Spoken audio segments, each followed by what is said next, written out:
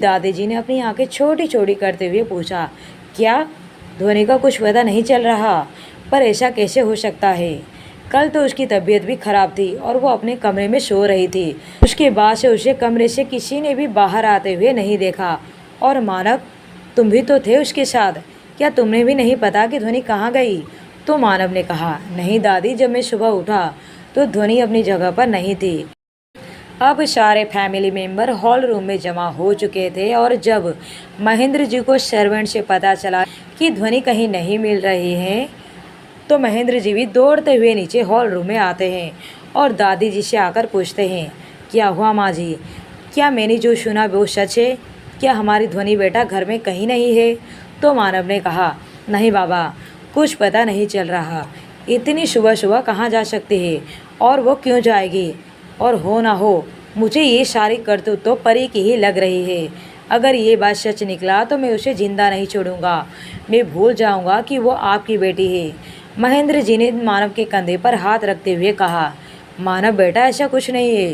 परी क्या कर सकती है?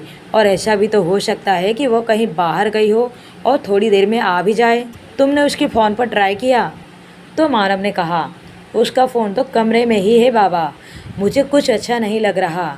अगर ध्वनि के साथ कुछ भी गलत हुआ तो मैं परी को जिंदा नहीं छोड़ूंगा। तभी परी सीढ़ियों से उतरते हुए कहा, पर मानव, तुम हर बात के लिए मुझे ब्लेम नहीं कर सकते। मैं तो कल रात से तुम लोगों के आंखों के सामने ही हूँ। मैं वाला ध्वनि के साथ क्या कर सकती हूँ? कल जो कुछ भी हुआ उसके बाद से मेरा मूड ऑफ है और मैं अपने कमरे में ही हूँ। ना तो मैं कमरे से बाहर गई हूँ और ना ही मैंने ध्वनि को कहीं बाहर निकलते हुए देखा। तुम हर बात के लिए मुझे ब्लेम नहीं कर सकते। ऐसा भी तो हो सकता है कि वो तुम्हें बताए बिना कहीं बाहर गई हो। मानव ने दांत पीसते हुए कहा, वो मुझे बताए बिना बाहर क्यों जाएगी? और वैसे भी वो यहाँ किसी को नहीं जानती तो कहाँ जाएगी? ये जो कुछ भी हो रहा है वो तुम्हारी वजह से ही हो रहा है। अगर तुमने कुछ किया है तो वक्त पर बता दो, नहीं तो तुम्हारे साथ अच्छा नहीं होगा। महेंद्र जी ने कहा, मानव बेटा शांत हो जाओ, मैं पता लगाने की कोशिश करता हूँ। महेंद्र जी ने अपने खास आदमी दिग्विजय को फ़ोन करते हैं और कुछ बातें करने के बाद मानव से कहते हैं, मानव तुम चिंता मत करो। ध्वनि अगर इस इलाके के किसी भी कोने में होगी तो भी वो 1 घंटे के अंदर मिल जाएगी। हमने अपने आदमियों को चारों तरफ भेज दिए हैं। सब परेशान होकर हॉल रूम में बैठे हुए थे। काफ़ी देर हो चुकी थी लेकिन अब तक ध्वनि की कोई खबर नहीं आई। अब तो मानव का शक यकीन में बदल चुका था कि जरूर ध्वनि के साथ कुछ गलत हुआ है और हो ना हो इन सब में परी का ही हाथ है। मानव ने महेंद्र सिंह जी से कहा, मैं अब और इंतज़ार नहीं कर सकता। हमें जल्द से जल्द पुलिस को जानकारी देनी होगी। कहते हुए मानव और रौनक वहाँ से पुलिस स्टेशन चले जाते हैं। एक और पुलिस वाले ध्वनि को ढूंढ रहे थे तो दूसरी ओर मानव और रौनक, साथ ही महेंद्र सिंह जी ने भी ध्वनि को ढूंढने के लिए अपने आदमी चारों ओर लगा रहे थे। वो खुद भी ढूंढ रहे थे। सुबह से दोपहर हुई, दोपहर से शाम और रात, लेकिन अभी तक ध्वनि का कोई अता पता नहीं था। घर में सिर्फ दादी जी, शनाया, दीपा और परी ही थे। दादी जी ने रोते हुए कहा, दीपा, शनाया, पता नहीं किसकी नज़र लग गई हमारे खुशियों को। कल ही हमें इतनी बड़ी खुशखबरी मिली और आज हमारी बच्ची का अता पता नहीं। कहाँ होगी हमारी बच्ची, पता नहीं किस हाल में होगी। सुबह से उसने कुछ खाया भी होगा या नहीं, उसकी हालत भी ठीक नहीं है। दीपा तो लगातार सुबह से रोई जा रही थी, वहीं शनाया रोते हुए दादी को संभाल रही थी। वहीं परी एक शैतानी मुस्कुराहट के साथ उनकी बातों को सुनकर इतराते हुए अपने कमरे की ओर चली जाती है। आधी रात हो जाती है लेकिन अब तक मानव, रौनक अभी भी यहाँ वहाँ ध्वनि को ढूंढ रहे थे। उन्हें कुछ समझ में नहीं आ रहा था कि अब क्या करें। ऐसी कोई जगह नहीं बची जहाँ उन्होंने ध्वनि को ना ढूंढा हो। रौनक ने मानव से कहा, भाई ये पुलिस वाले कर क्या रहे हैं? हमें एक बार फिर पुलिस स्टेशन जाना चाहिए।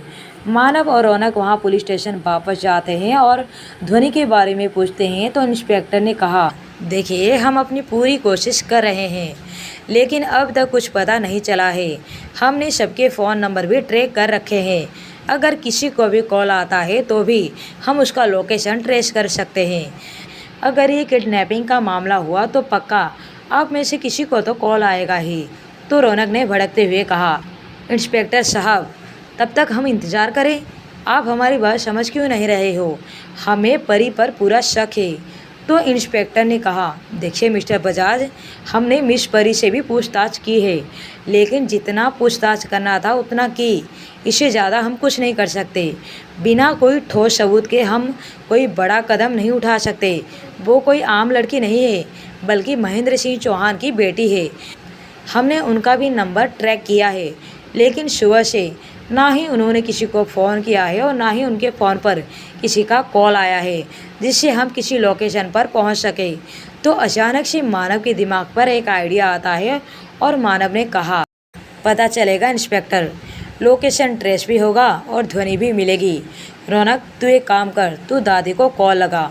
फिर मानव अपना आइडिया रौनक को बताता है। मानव का आइडिया रौनक और इंस्पेक्टर दोनों को अच्छा लगता है। यहाँ दादी हॉल रूम में बैठी हुई थी। उनके आसपास पूरी फैमिली सिर पर हाथ दिए हुए बैठी थी। महेंद्र सिंह जी अब तक घर वापस आ चुके थे। वो और परी भी दादी के पास वहाँ बैठे हुए थे। सबकी आंखों में आंसू थे सिवाय परी के।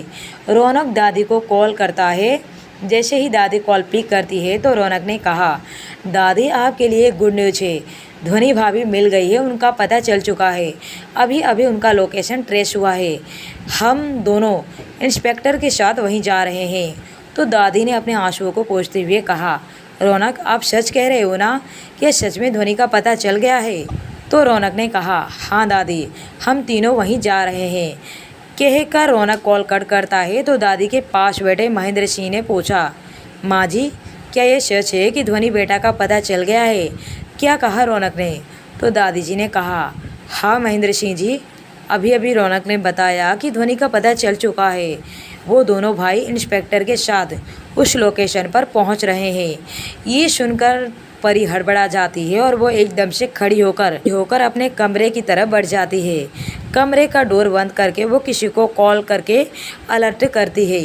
यहाँ इंस्पेक्टर ने मानव को गुड न्यूज़ देते हुए कहा, मिस्टर बजाज, परी ने अभी अभी किसी को कॉल किया है और हमारी साइबर टीम ने उस लोकेशन को ट्रेस करके हमें लोकेशन शेयर की है। यहाँ ध्वनि एक अंधेरे कमरे में एक कुर्सी पर बैठी हुई है। उसकी आंखों पर पट्टी बंधी हुई है और कुर्सी के साथ उसे रस्सी से बांधा गया है। पूरे दिन भर के बाद जब उसे होश आया तो उसने हिलना डुलना शुरू किया। उसने लगभग चिल्लाते हुए पूछा, कोई है? प्लीज़ मेरा हाथ खोलो। कोई जवाब क्यों नहीं दे रहा? कोई है? मेरी आंखों से पट्टी खोलो प्लीज़, कोई सुन क्यों नहीं रहा? कि तभी उसे किसी के कदम की आहट सुनाई देती है जो उसकी ओर बढ़ रहे थे। ध्वनि को इतनी घबराहट हो रही थी कि उसके शरीर से पसीने बहने लगा था। उसका शरीर पसीना पसीना हो गया था। उसने फिर से पूछा, कौन हो तुम? मैं पूछती हूँ, कौन हो तुम? बोलते क्यों नहीं? तो कोई उसके करीब आकर बैठता है और उसके गालों में अपना हाथ रखकर अजीब तरह से अपनी उंगलियां फेरने लगता है। ध्वनि को उसका इस तरह से छूना अच्छा नहीं लग रहा था। उसने घबराते हुए पूछा, कौन हो तुम? कुछ बोलते क्यों नहीं? मैं कहती हूँ मेरा हाथ खोल दो, मुझे जाने दो यहाँ से। अगर मेरे पति को पता चला वो तुम्हें जिंदा गाड़ देंगे। तो सामने के उस शख्स ने एक जोरदार हंसी हंसते हुए कहा, तुम्हारा पति और मुझे जिंदा गाड़ देगा? जिंदा तो तब गाड़ेगा जब वो मुझ तक पहुँचेगा। इस वक्त तो वो सड़कों पर आवारा कुत्ते की तरह घूम रहा है। एक दिन घूमेगा, 2 दिन घूमेगा, फिर वो सब कुछ भूलकर मुंबई वापस लौट जाएगा। ध्वनि को उसकी आवाज़ कुछ जानी पहचानी सी लग रही थी, पर ठीक से उसे कुछ याद नहीं आ रहा था कि ये कौन है। फिर उसने पूछा, प्लीज़ छोड़ दो मुझे, मैंने तुम्हारा क्या बिगाड़ा है और तुम चाहते क्या हो? तो उस शख्स ने कहा, तुम्हें चाहता हूँ। वो तुम ही थी ना जिसकी वजह से मानव ने मुझे जेल भेजा, और तभी मैंने खुद से वादा किया था कि मानव से मैं उसकी बीवी छीन लूँगा। और आज देखो, मैंने अपना वादा पूरा किया। मैंने मानव से उसकी बीवी छीन लिया और वो ज़िंदगी भर ढूंढेगा, तब भी वो तुम तक नहीं पहुंच सकता। फिर थक हार कर उसे तुम्हें भूलना ही पड़ेगा। तुम फिर हमेशा हमेशा के लिए मेरे पास रहोगी, मेरी रखेल बनकर। उसकी ये बातें सुनकर ध्वनि को एक पल भी नहीं लगा ये समझने में कि ये कौन है। तभी उस शख्स का कॉल आता है और उसने फ़ोन में देखा तो परी नाम फ्लैश हो रहा था। उसने फ़ोन को रिसीव किया तो परी ने चिल्लाते हुए कहा, 1 नंबर के बेवकूफ़ हो तुम, किसी काम के नहीं हो। मैंने तुमसे कहा था अलर्ट रहने के लिए। पुलिस ने तुम्हारा लोकेशन ट्रेस भी कर लिया है और वो तुम तक पहुंच रही है। किसी भी वक्त तुम तक पुलिस पहुंच सकती है। पुलिस तुम्हें कुछ करे या ना करे, लेकिन मानव तुम्हें जिंदा नहीं छोड़ेगा। इसलिए अपना खैरियत चाहते हो तो जल्द से जल्द वहाँ से निकलो। तो उस शख्स ने पूछा, और ध्वनि, उसका क्या करना है? तो परी ने एक डेविल स्माइल के साथ कहा, उसका क्या काम है? उसे ख़त्म कर दो।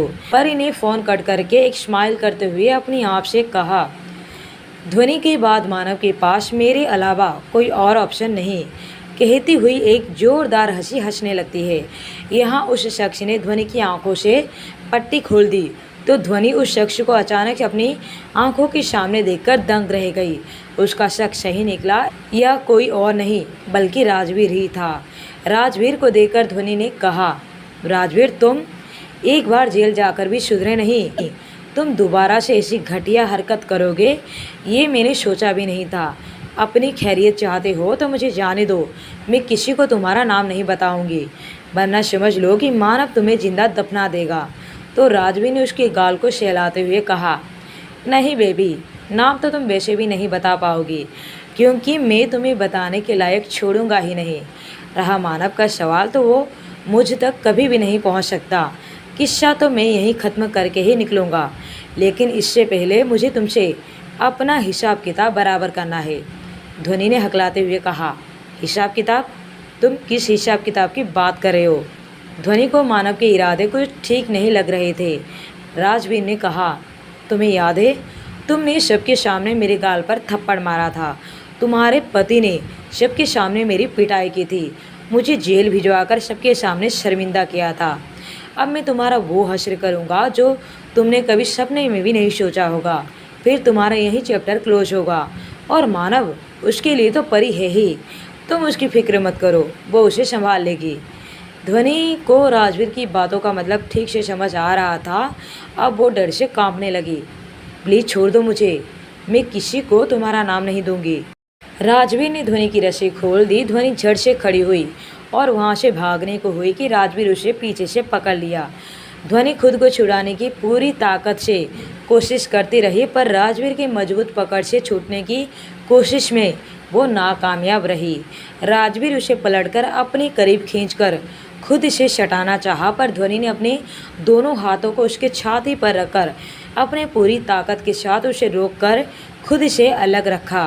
राजवीर ने अपने एक हाथ से ध्वनि के दोनों हाथों को पकड़कर अपने दूसरे हाथ से ध्वनि के बाल को पकड़कर बड़ी ही बेरहमी से खींचकर उसका चेहरा थोड़ा ऊपर करता है और उसके चेहरे के करीब जाकर कहता है, बहुत मानव मानव करती हो ना तुम। बुलाओ अपने मानव को। आज तुम्हें मुझसे छुड़ाने के लिए कोई नहीं आने वाला, तुम्हारा मानव भी नहीं, समझी। आज राजवीर अपना हिसाब किताब यहीं पूरा करेगा। कहता हुआ राजवीर एक झटके में ध्वनि के दुपट्टे को उसके गले से खींचकर फेंक देता है, पर वो दुपट्टा गिरने से पहले ही कोई उसे पकड़ लेता है। जब राजवीर को आभास होता है कि कोई पीछे से उसके करीब पहुंच चुका है, तो वह पीछे मुड़कर देखता है कि उसके पीछे मानव एक घायल शेर की तरह उसे देख रहा था, मानो जैसे वो अभी उसे चीर फाड़ देगा। मानव के साथ रौनक भी खड़ा था। ध्वनि मानव को देखकर जैसे उसकी जान में जान आई। वो राजवीर के हाथों से खुद को छुड़ाने की कोशिश कर रही थी, पर राजवीर अभी भी ध्वनि की कलाई को पूरी मजबूती से पकड़ रखा था। मानव ने उसे घुर्राते हुए कहा, राजवीर छोड़ उसे। राजवीर ने एक जोरदार हंसी हंसते हुए कहा, तुझे लगता है कि तू मुझसे अपनी बीवी को छुड़ा ले जा सकता है? नहीं मानव, ये तेरा घर नहीं, ये मेरा अड्डा है। यहाँ तेरा नहीं मेरा चलेगा। तूने अपने घर पर मेरी पिटाई की थी ना, अब तू मेरे इलाके में खड़ा है। सोच मैं तेरा क्या हश्र करूँगा। कहते हैं अपनी गली में कुत्ता भी शेर होता है, हम तो वैसे भी शेर है। तो मेरे इलाके में आकर तो मेरा क्या बिगाड़ सकता है? जरा चारों ओर नज़र तो घुमा, तो चारों ओर से कुछ गुंडे निकल आते हैं।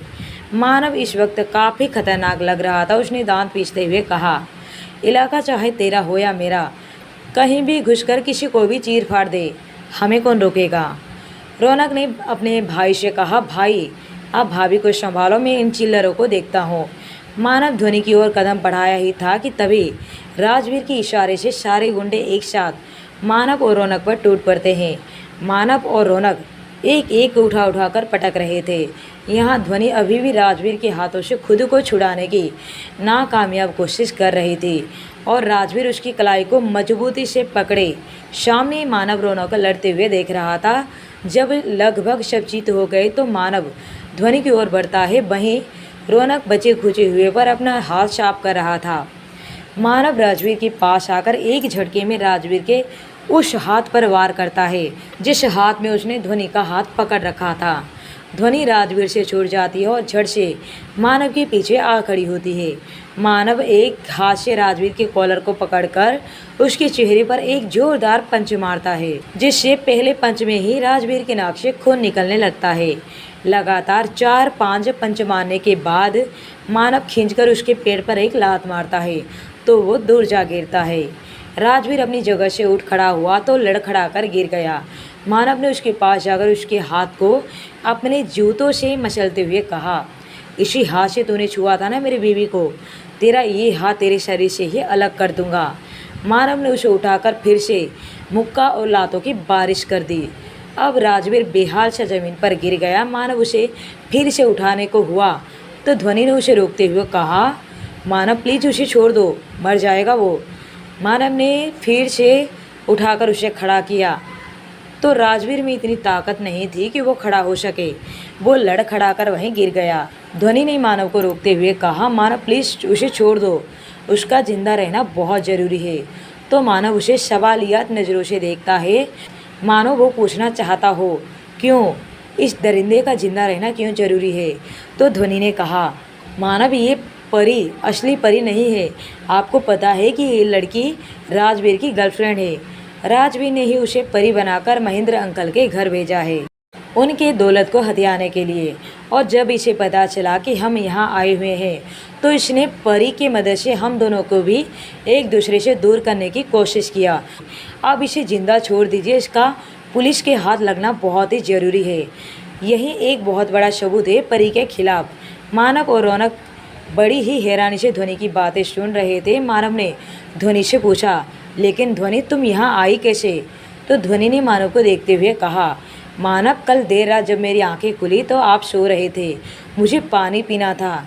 जब मैं बोतल लेकर किचन की तरफ जा रही थी तब मुझे स्टोर रूम से किसी के बातें करने की आवाज़ आई। मैंने बाहर ही खड़े रहकर सुनना चाहा तो मानव कोई आदमी था जिसने अपना चेहरा मास्क से कवर किया हुआ था। वो परी को महेंद्र अंकल को जान से मारने की प्लानिंग समझा रहा था। ये सब सुनकर मेरे हाथों से बोतल छूटकर वहीं गिर गई और आवाज़ सुनकर उन्हें पता चल गया कि कोई उनकी बातें सुन रहा है। मैं दौड़कर वापस अपने कमरे में आना चाही। मैंने आपको भी आवाज़ लगाना चाहा पर किसी ने पीछे से आकर मेरे मुंह पर हाथ रख दिया, मुंह बंद कर दिया। फिर पता नहीं कैसे मैं बेहोश हो गई। फिर मुझे कब यहाँ लाया गया मुझे कुछ याद नहीं। वो मास्क वाला आदमी कोई और नहीं मानव यही राजवीर था। इसे पुलिस के हवाले कर दो। ध्वनि की बात अभी जुमा पर ही थी कि पुलिस आ गई और इंस्पेक्टर ने मानव को देखते हुए कहा, सॉरी मिस्टर बजाज, मुझे यहाँ आने से पहले एक और टीम भी बुलानी पड़ी, कहीं मैं लेट तो नहीं हो गया। तो रौनक ने कहा, अरे नहीं इंस्पेक्टर साहब, कहानी हो या मूवी, पुलिस हमेशा लास्ट में ही आती है। बट डोंट वरी, हमने सब कुछ संभाल लिया है, आप बस इसे उठा ले जाइए। इंस्पेक्टर ने अपने हवलदार को ऑर्डर देते हुए कहा, हवलदार गिरफ्तार कर लो इसे। पुलिस राजवीर को ले जाती है और मानव ध्वनि को अपनी बाहों में उठाकर गाड़ी तक उठाकर ले जाता है। तीनों गाड़ी में बैठते हैं और गाड़ी महल की तरफ चल पड़ती है। अगले दिन लगभग भोर के समय तीनों घर पहुंचते हैं, जिन्हें देखकर दादी जी और महेंद्र जी समेत पूरी फैमिली को बहुत ही खुशी होती है। ध्वनि के बयान से राजवीर और परी को सजा भी होती है। महेंद्र सिंह जी को एक बार फिर अपनी बेटी की कमी खलती है, लेकिन अब उन्होंने सच को स्वीकार कर लिया था। अब कुछ दिन वहाँ रहने के बाद सब मुंबई जाने की तैयारी करने लगे। अपना अपना बैग पैक करके हॉल रूम में जमा होते हैं। महेंद्र सिंह जी के पैर छूते हैं तो महेंद्र सिंह जी ने बड़ी ही विनम्रता से कहा, आप सभी को हमारी वजह से जो कुछ भी तकलीफ़ों का सामना करना पड़ा उसके लिए हम माफ़ी चाहते हैं, खास करके ध्वनि बेटा आपसे। तो ध्वनि ने कहा, अंकल ये आप क्या कह रहे हैं, इसमें आपकी कोई गलती नहीं, आप हम सबसे माफ़ी मांग कर हमें शर्मिंदा मत कीजिए। महेंद्र जी ने ध्वनि के सिर पर हाथ रखते हुए कहा, जीते रहो बेटा, आपका और मानव का साथ यूं ही बना रहे। उनकी बातें सुनकर ध्वनि और मानव के चेहरे पर स्माइल आ जाती है। महेंद्र सिंह जी ने दादी जी के पैर छूते हैं। सब घर से निकलने ही वाले होते हैं कि शनाया ने रौनक के कान के पास जाकर धीरे से फुसफुसाते हुए कहा, भाई आपने तो मुझसे वादा किया था कि यहाँ से जाने से पहले आप दीपा से अपने प्यार का इजहार करके ही जाएंगे। क्या हुआ आपके वादे का? तो मानव ने शनाया को इस तरह रौनक के कान के पास फुसफुसाते हुए देखकर पूछा, शनाया क्या हुआ, कोई प्रॉब्लम? तो रौनक ने कहा, अरे भाई नहीं, वो एक्चुअली शनाया मेरी प्यारी बहन चाहती है कि जब इस कहानी की एंडिंग हो ही रही है तो फिर कोई कसर क्यों छोड़ी जाए, क्यों न मेरे भी हाथ पीले करके इस कहानी की हैप्पी एंडिंग कर दी जाए। तो मानव ने कहा, देख भाई, इसका जवाब तो तुझे दीपा ही दे सकती है, मैं इसमें कुछ नहीं कर सकता। तो रौनक ने अपने घुटनों के बल बैठते हुए दीपा से कहा, दीपा ना तो मेरे पास अभी कोई रिंग है और ना ही तो रोज है, फिर भी मैं तुम्हें अपने घुटनों के बल बैठकर पूछता हूँ, मैं यू मैरी मी? दीपा ने अपने सामने घुटनों के बल बैठे रौनक के हाथ में अपना हाथ देती हुई हाँ में सिर हिला देती है और पूरी फैमिली ये देखकर एक ज़ोरदार चीयर करती है। और इसी के साथ हमारी कहानी की यहाँ हैप्पी एंडिंग होती है। डियर फ्रेंड्स, ये कहानी आपको कैसी लगी और मानव ध्वनि की जोड़ी आपको कैसी लगी, कमेंट में बताना बिल्कुल भी ना भूलें। साथ ही आज की ये एपिसोड अगर आपको अच्छा लगा हो तो एक लाइक करना बिल्कुल भी ना भूलें। साथ ही अगर आपने इस चैनल को अभी तक सब्सक्राइब नहीं किया है तो प्लीज़ कर ले, क्योंकि बहुत ही जल्द हम मिलने वाले हैं एक बेहद रोमांटिक लव स्टोरी के साथ।